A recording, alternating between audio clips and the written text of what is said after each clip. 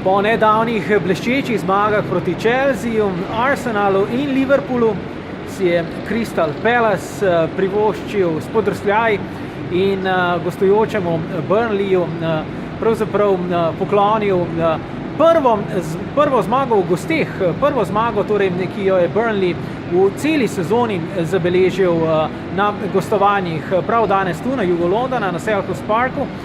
Se je zgodilo, Crystal Palace je igral slabo, v drugem delu se je sicer trudil, medtem ko so gostje zgodaj povedli in tik pred koncem zmago tudi potrdili. Sicer pa je žarišče 35. kroga seveda na nedeljskih obračunih in kar dveh derbijih.